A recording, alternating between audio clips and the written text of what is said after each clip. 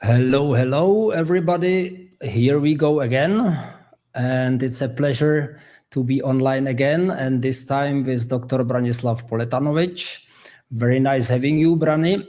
And I discovered Brani where else for sure on LinkedIn.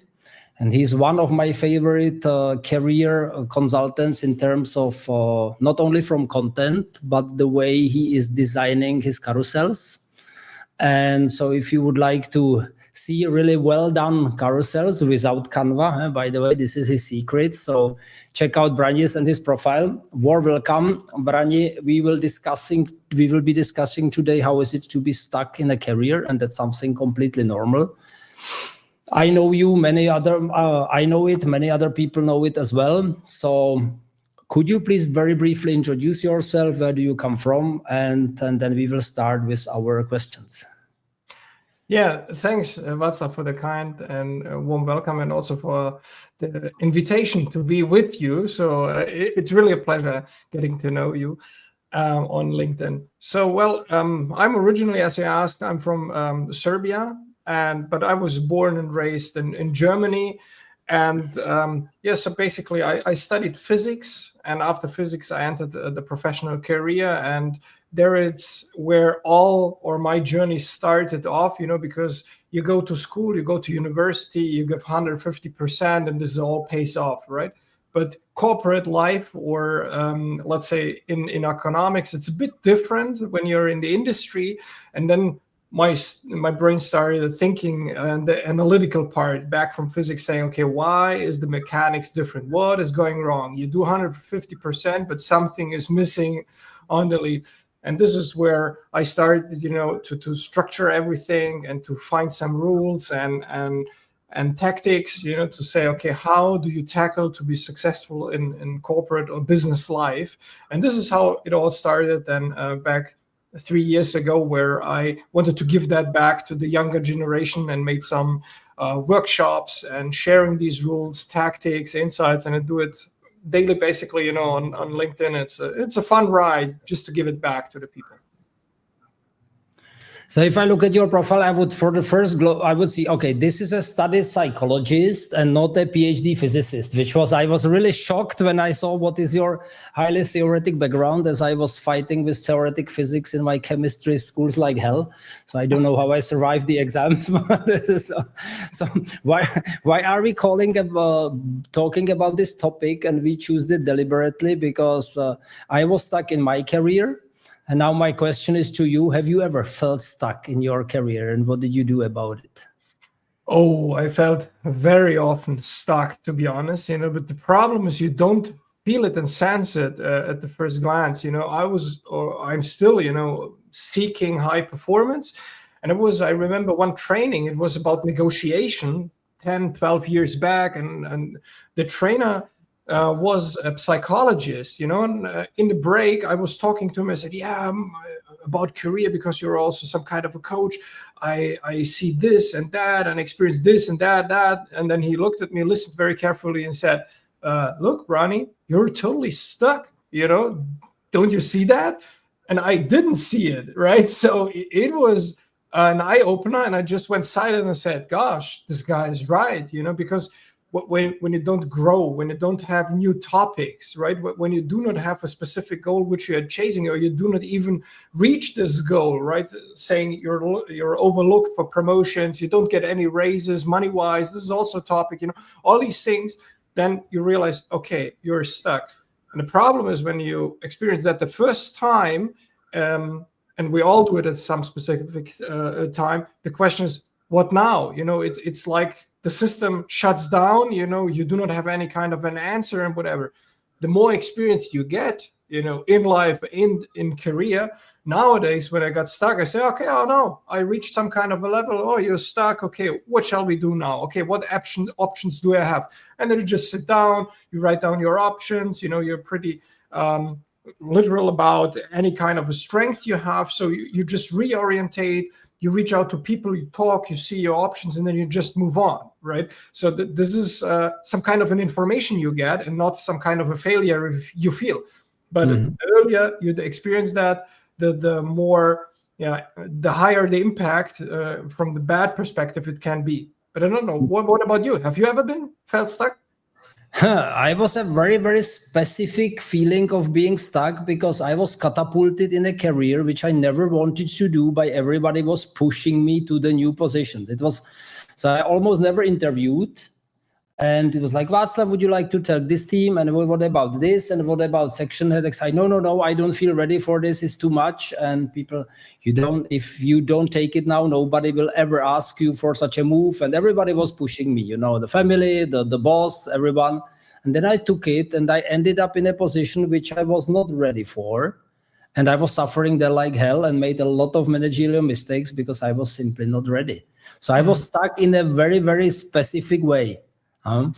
Yeah, but I mean, it's interesting. I like when people describe something like that because you just tell, but if you read between the lines, even what words you use and whatever, you can read a lot, out of how people felt in that moment, because we know all the sentences like fake it till you make it, right? So, and as you said, you were pushed. There are also two things. The first thing is saying, okay, maybe some other people see talents or strength I don't see, so I could trust, and then you grow. But on the other side, as you said, okay, I wasn't feeling ready, so the faking and then till you making wasn't an option because you weren't, let's say, sure maybe about your strength, about this path. The other people also not, because what you just said is, if you don't do it, nobody else will. So it's not Václav, you are the only man who can do that. That would be the positive thing, But even between the lines, we can see that looking backwards, we see, okay, it has to be like you just described, that you feel stuck at a specific moment. So a lot of pointers in there, but again, that's the problem when we experience that at the first time. We don't see the signals or the pointers. Nowadays, I would ask for help much quicker. I will push HR guys. I need some training. I need something like that. And I would organize myself with everything I know now way, way better. And it will be definitely a better performance in the job as well. That's for sure. And for you, if you felt stuck, so how does it feel for you? Was it like a boredom or a frustration or self-doubt? So what kind of emotion did you feel do you feel when you felt stuck in your career?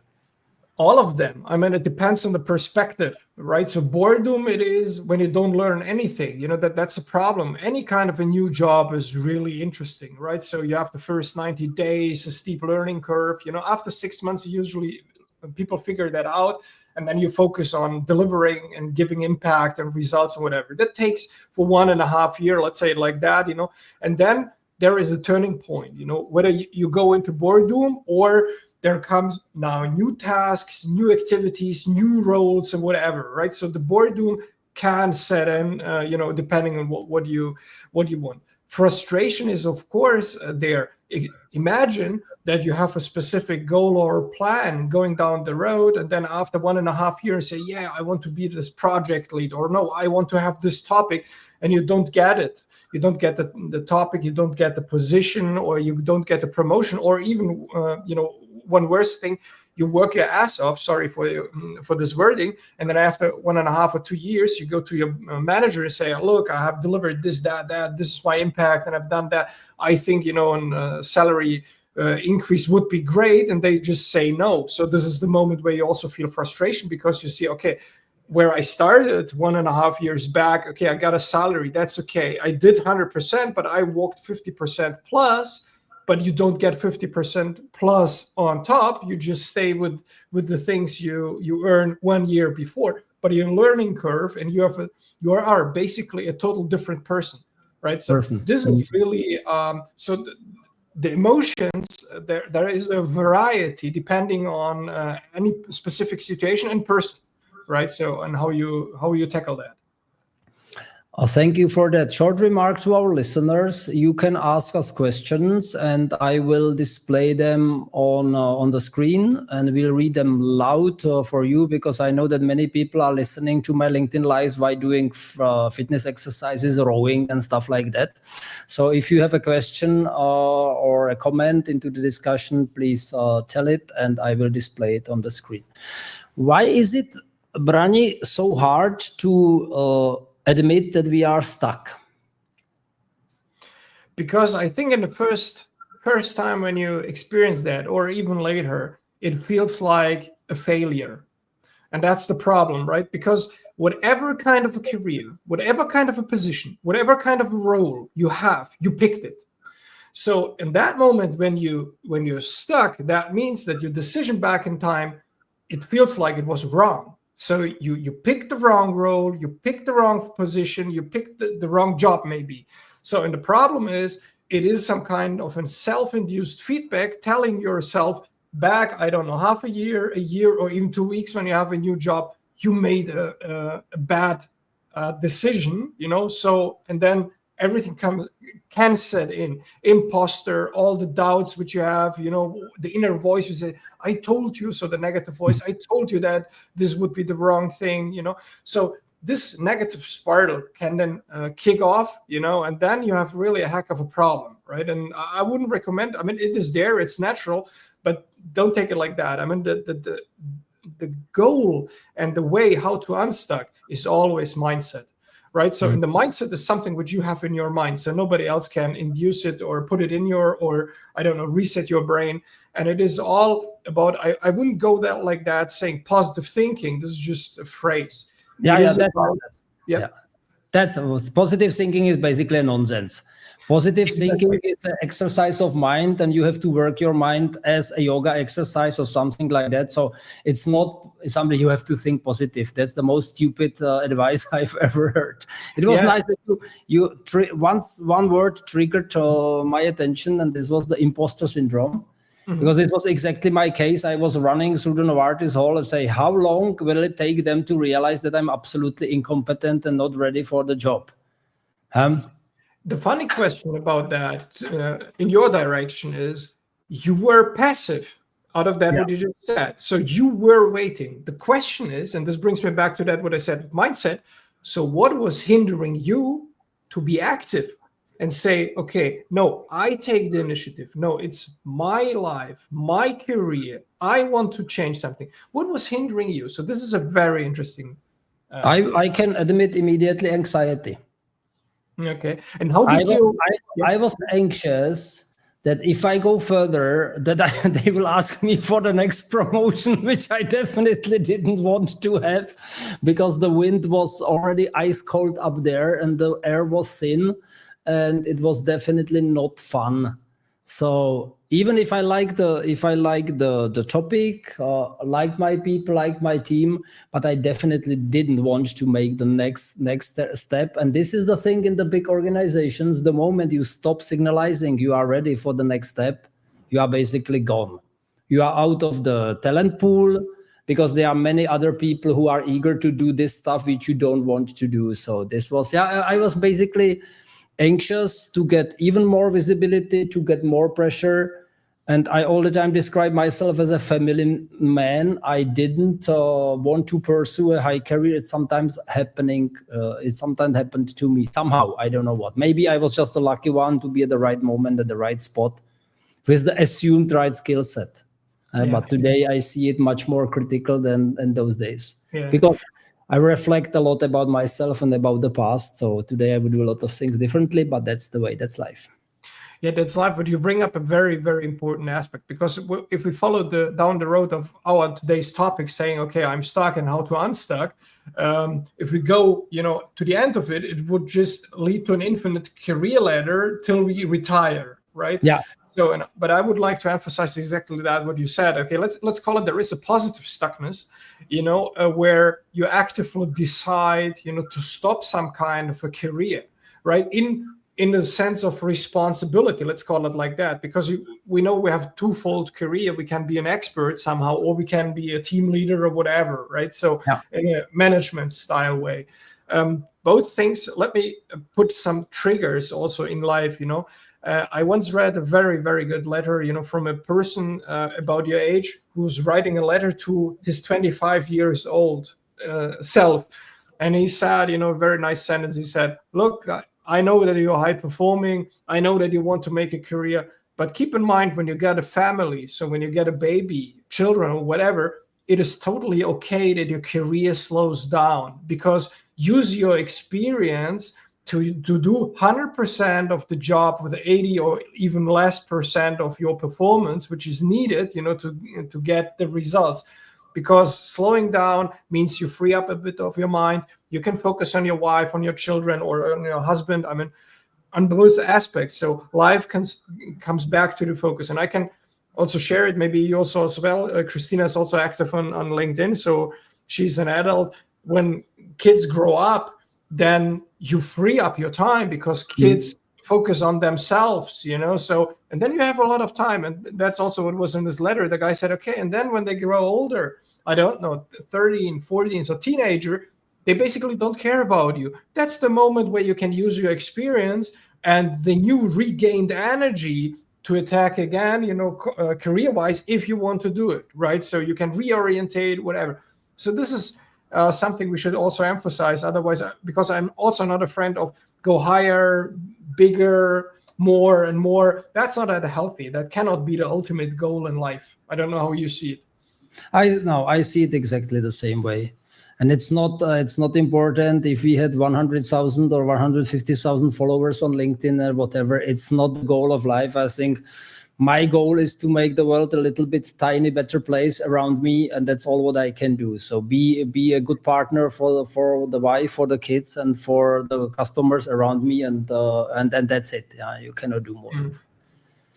Another question which I have: is it basically possible to grow without changing jobs, or do you need to leave your job for the better? How do you see this? Maybe in your own situation. I mean, you can always grow, right? So there is one myth out there about career, that basically companies or HR are responsible for your career, right? So that isn't the case, because nobody has the ownership about the career, even not about your life. Otherwise, the company would rule your life and your career, right? So that can't be true. So why I'm saying that, because people wait for the performance reviews to go to the manager and say, I need this training, that, and this and that. That's not going to happen, and that's not the good way. I mean, how you can grow always, and even maybe when you say, okay, this current position, this current job isn't for me, is to answer the question, what is for you? And this always starts with, what are your values? So what do you want to do, and how do you want to work? So what is your definition of work? And the other thing is, what are your strengths?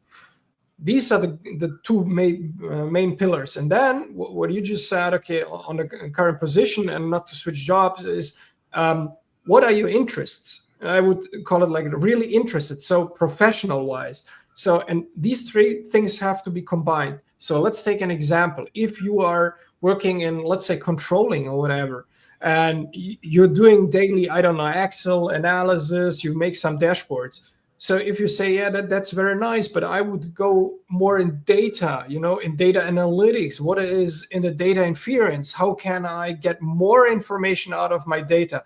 So this is the right question to say, okay, how can I learn that? What kind of programs are out there? Because any kind of company have ecosystems. Some use Excel, some others use Power BI, some other MicroStrategy, or ClickSense or whatever. There's so many tools. So, and then just going out of this corporate role, out in the internet, and just find some other experts, connect to them, learn their way, get some additional perspectives from them, leads automatically to that you grow on your own. And I've done that several times, and it has been so often when I was in a role, I couldn't grow in a role, but I learned new things. And then when I met some kind of a top manager and we have had meetings, and they said, yeah, we need this and that. I said, no, you can't do that because of this mechanics. And I said, huh? Well, why do you say that, Brani? That's your opinion. I said, no, that's not opinion. That's textbook style. What do you mean?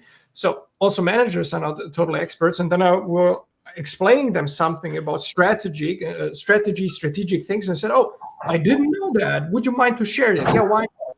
So, and then the funny thing happens. You learn something on a boring job, but through a conversation in a meeting or whatever, where you have nothing in back in mind, just sharing your new knowledge, it happens that you come onto the radar of managers. And I've experienced it more than once, that then 2 days later, you got a mail, you got a call, and the manager says, oh, we have a new thing going on. Brani, we want you to be in there. So you can grow also on your current position, but I don't say it's an automatism. Just to conclude the thought, even if you can't grow on your role with the new knowledge, you have connected to people, you've gained the knowledge, you have gained even on the way a slow experience, because you're not doing it with full time. New opportunities will emerge within the network, within other companies, or even I know that you help people, right, to get a new role. And maybe you can also comment on that, how you position the people within LinkedIn as thought leader, maybe with new interests, so that other recruiters get attracted to them. What is your experience? For me, I was basically bored in the position, and I was thinking, okay, I don't make any impact. And this was what indirectly started then my business, because I started to work as a mentor of qualified female migrants out of boredom. I basically registered myself on the company page, Novartis Corporate Volunteer. I was allocated to a Basel NGO and started to work there. I worked there now for 11 years. And then I learned a lot of new things, how to work with people from different cultures, how you urge people who are completely stuck or don't see any chance to get a job in the market, even with highest and good diplomas, how you deal with frustration of the people who feel rejected by the society and stuff like that. So it made me grow as a human being, even if I didn't grow probably as a manager in the role. I love that. Yeah. You opened up a new blind spot where you said, okay, it was about delivering results, and now you focus more on the soft side, saying, okay, how can I grow as a human, right? I love it. And based on this, now I think, I love doing this, so why not making it to a full job? And I'm very grateful that I get the chance, the opportunity to start it at the age of 55, but it was the best decision of my life, with huge respect and thankfulness for everything what I could learn in the big corporation. Mm-hmm. But today it's a much more fulfilling job which I have now, and you don't have to be anxious. Did we meet all the KPIs and this is everything well, and how will we do it, and this and performance review and calibrating people against each other and all this stuff. Yeah. I'm really happy that I can look forward to go to my office every single day. Yeah, you mentioned one important point I would like to emphasize and highlight is there are studies also saying that out of boredom, great ideas are born, and you just shared one, right? So even if you are bored, right? So don't be afraid or fear it, even when stuck, and there is this momentum we just share. Don't see it as failure, see it as learning, seeing it as signal, as information, as feedback, right? Like you just proved. I love it. A lot of people who are being stuck long end up in a burnout, and this is a topic which we talk a lot, or not. It's like more common to talk about it in general terms of mental health, something very important. But is a burnout now a result of doing too much or doing the wrong things for too long? So I'm not an expert, just to say that, because you at the beginning said psychologist or whatever, but I'm a physicist, as you also emphasized. But my conclusion about burnout is whenever what you do on a daily basis does not fit to your values, and you just mentioned some few points from your personal experience, you have to push KPIs. But you say, I'm not the KPI guy. I want to make qualitative, good work, with my team and push something, and not report KPIs. I want to work with the customer. You should just how I show it. The one thing is one direction, the other is other. So you're working against yourself. There is no good or evil. I mean, if you push KPIs or whatever, some people love that. That's okay. Or let's take, for example, people in sales, where you say, daily contact with people, different people, convincing people, talking to them, having intense discussion, people, I know people like that. They love it, and this is great. And other people, they would hate something like that. They say, no, I want predictability. I want to know what I do next day. I want to have my freedom of intellectual, to think about things and projects, to write down the things. So, and again, if you put the person in a wrong role where different values are played, and it can be within the same company, don't get me wrong, different roles have different values, and different people have different values, right? So this is the moment where everything starts, slowly to break down. And just to answer clearly your question, no, it's not about working long hours, right? I work also long hours, but when you love that, what you do, and if it fits to your values, then everything is okay, right? But if it doesn't fit, I mean, even 1 hour of a bad thing can destroy your mental health. Okay, we have 2 comments. Yeah, instead of when, what would make your next move unstoppable? Hi, Walter, that's a philosophical one. What would make your next move unstoppable? I give this to Brani. It's always about your strength for me, definitely, because people tend always to say yes and rarely to say no. And when people say no, then it's most often they don't like it, and not based on their strengths. What do I want to say? I give you an example.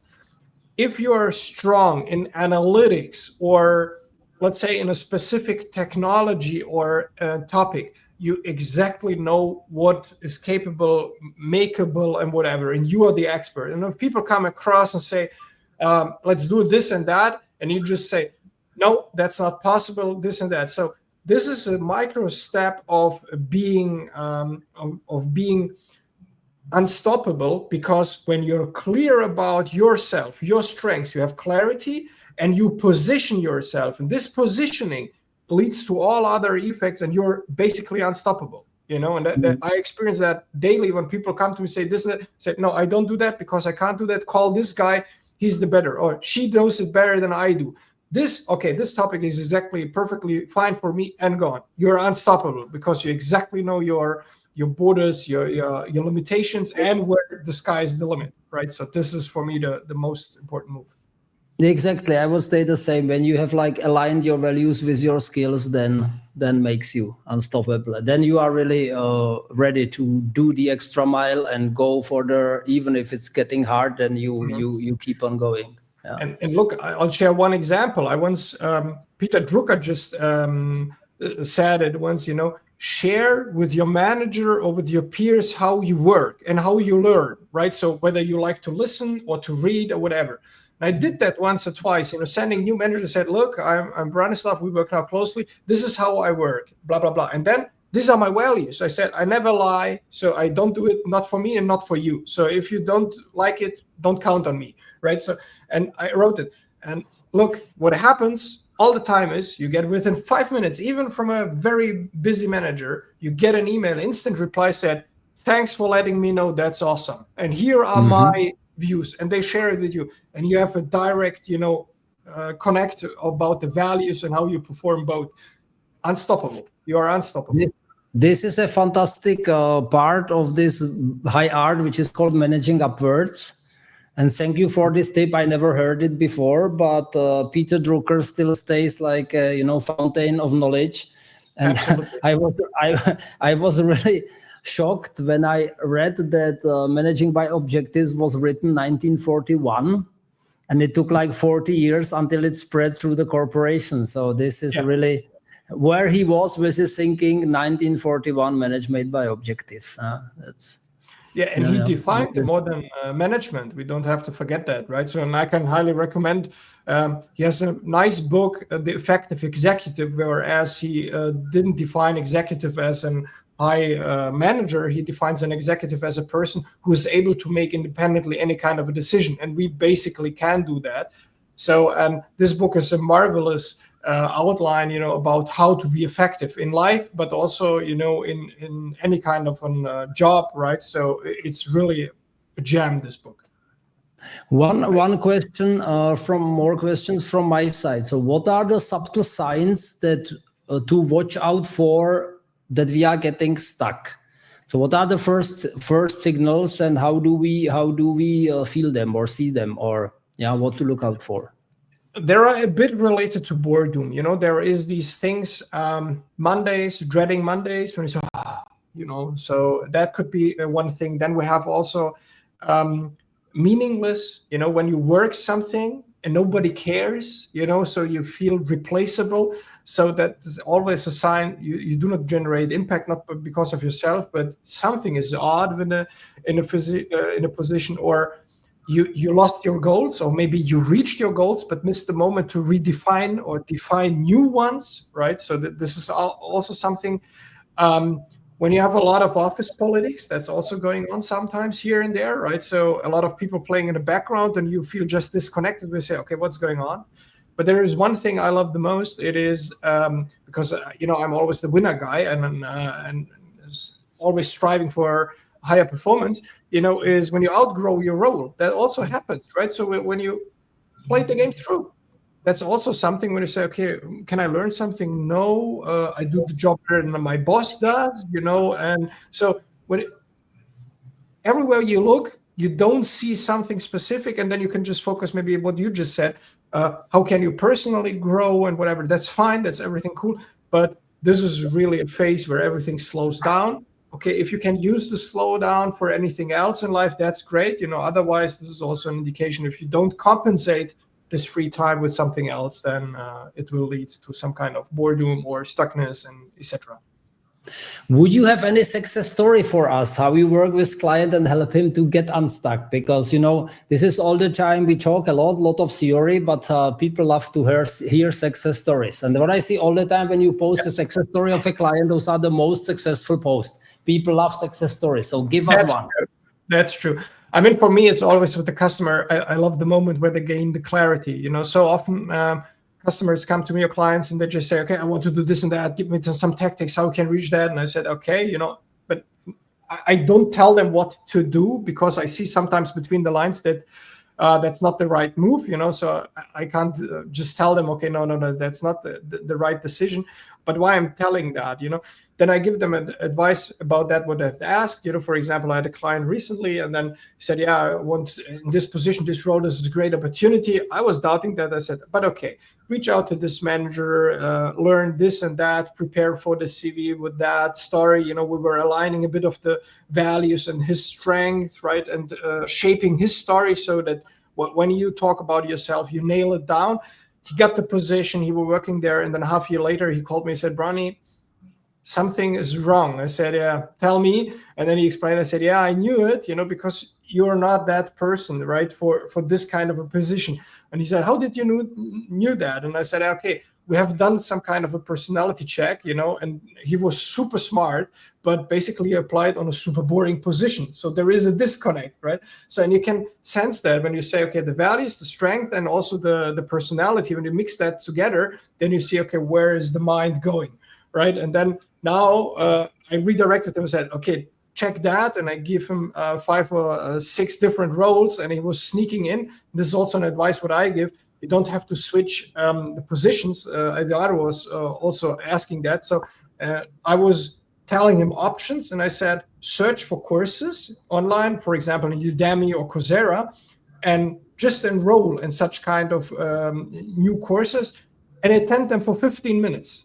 15 minutes, not more, because either you like it within the first 15 minutes or you hate it. And that's it. So you find it. Your body will directly tell you, wow, that's awesome. It's super interesting, because all these courses out there are super great, right? They're well done. But if they don't catch you, the topic isn't for you, right? So, and this is something, what I like to do with the customers, getting clarity about their values. Most often they know it, and their strength, they already struggle a bit, but then nailing down their story. So pitch me yourself within one sentence, saying, okay, what do you do, right? And if you don't know that, shape that. And it's always great to see how they love to hear their own story in one sentence nailed down. It's super confident. They just grow 5 centimeters. That's really great. Yeah, thank you for your nice regards, Stephanie. Maybe you need to leave. So I do now a small advertisement for the next LinkedIn Live, which is tomorrow with Eduardo. So tomorrow with Eduardo dos Santos Silva, we will talk about how to have a fulfilling life after being laid off, and 9:15 a.m. So stay tuned for that as well. Okay, if your friend comes to you and says, I am stuck, Brani, what are the first steps which you do with the person? So what kind of tips do you give them? What means tips before that, like at a doctor, first you make a diagnosis and then you make it a prescription. So I would ask, okay, what does it mean, stuck? How do you feel it? So what was your goal and what haven't you reached? So a lot of questions. And then when this is answered, then you can go on and then talk about, okay, what kind of options do you have? Because let me be also clear about the metric. You don't get unstuck within a day, right? Yeah, so that's impossible, right? So even if you want to learn something new, that takes time. Or even if it's okay, that you say, okay, I want to switch jobs because it's enough. That's okay. That's also fair. You do not find the job within a month or within 2 weeks. It takes time. You also need to prepare your CV. Everything has to be set up. And also you have to get in the mindset, right? Back, to the performing level instead of to the drowning level, saying, okay, everything is bad. So take also your time, and this is okay. Don't rush it. Take your time to get positive again. Meet some friends, right? Get new perspectives, and then everybody will push you, and then you will also have a better confidence. And then when you write your CV or the letter, or if you reach out to people, this positiveness, this is recognized on the other side.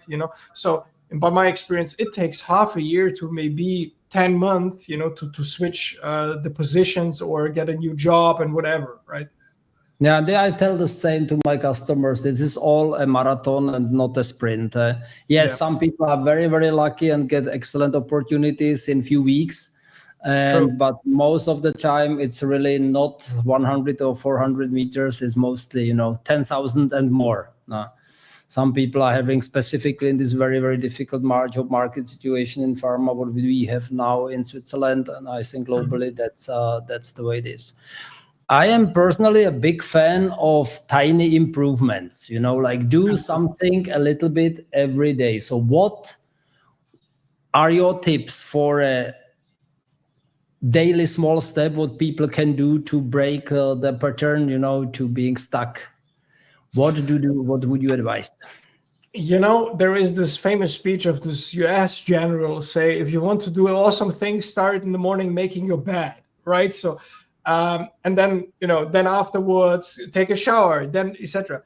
So what I like about that is these are small accomplishments. They seem tiny, as you said, but my personal opinion and deep understanding, these are very healthy steps because they show you have done something, you have accomplished something, you move something, you have choices, you have options, you have power. And we should always be aware of that. I mean, even if you take your phone, call your mom or your dad, you did the decision, you called them, you asked them. Think about that positive. It's not this positive thinking and calling, it's positive action, positive thinking, positive habits, everything which comes with that. And by my experience, I also, for example, let's take doing gym and exercises, how often we say, oh, no, I don't want it. And you just need to start. It's like Nike said, just do it. And these tiny things, then you've done more. And you look back and said, look, I've maybe cleaned up my room. I've sent the emails to the colleagues. I've done this and that. These micro things, they add up at the end of the day, at the end of the week, at the end of the month, and everything becomes larger and larger. And these micro things, they compound, and you get really a machine about changing things in yourself. I mean, I love that. I don't know, maybe you would add something, or I would like to hear your perspective on this.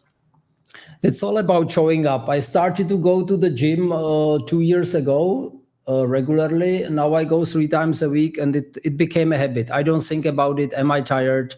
Do I feel about going? I simply go there, even when I feel tired. And if I feel super tired, then I just don't do heavy loads and just do a little bit something, but I'm there all the time.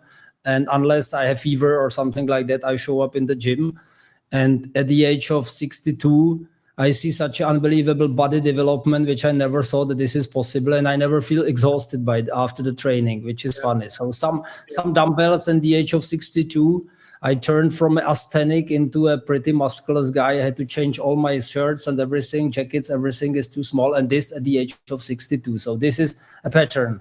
Go there, show up, do something. If it's 3 times a week, 1 hour training, then it's great. Hey, unbelievable. We have already 40 minutes. So this is the great sign when the discussion runs, and you could still run it for another half an hour. But I will drive it slowly home because because the next customer is waiting for me slowly. So some closing words from your side, Brani. What would you say? How would you motivate people who are feeling stuck? Yeah, don't put too much pressure on yourself. I mean, even the things what we just said, performing here, going to the gym, whatever. I mean, we live in a world where everybody's showing off their performance, everybody is thrilled or whatever. Find your own spot. Everybody has its own strength, for sure. I know it. Everybody has strength. Find them, spot them, and work. And do your best within your abilities, right? So don't copy other people, right? Find your own pace, find your own place, and then everything will be good. And this is very relaxing. It took me some time to get used to the idea. I don't have to compare myself with big career consultants in the US out there.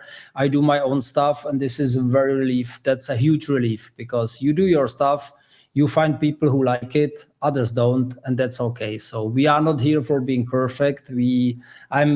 I hate this shiny, superficial world where everybody is, showing off, and we are already suffering human beings, and that's the way it is. Absolutely, and that's also. I mean, I'm also a human being. Sometimes you said showing up, being consistent. I mean, I also sometimes didn't post on LinkedIn because of what there is my family. I didn't was able to make some kind of a post or whatever. So this is okay. I also do mistakes at the job, not that I want to, but things like this happen, So we are all human beings, right? And there are ups and downs. This is everything okay, right? Being stuck is also okay. Be aware of that. Ask people, get help, or if you can break free yourself, this is also nice. And let me share one thing, just today, because of this, I've put on my profile an career stuck assessment test, right? So whoever wants can make a 5 minutes test. There are 20 questions. There are 4 categories of different people, how they are stuck, so types of career stuckness. And there are also tips and tricks how to break free. So if there is something you want just to assess yourself, to say, okay, am I stuck or not? And trust me, there is also an option that you're not stuck, which is also okay. So all options are possible. Nothing is bad. No, there is no good or bad result. There's just finding the status and then breaking free, or going on with the life like it is. So either what it is, life is good, and enjoy it. Thank you very much for the nice closing statement. And this is a perfect behavior on LinkedIn. Basically, give value to the people for free, and so people can learn and grow something from your profile. It was a huge pleasure having you today.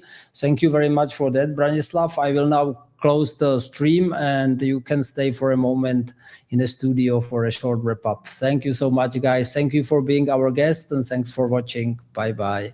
Bye.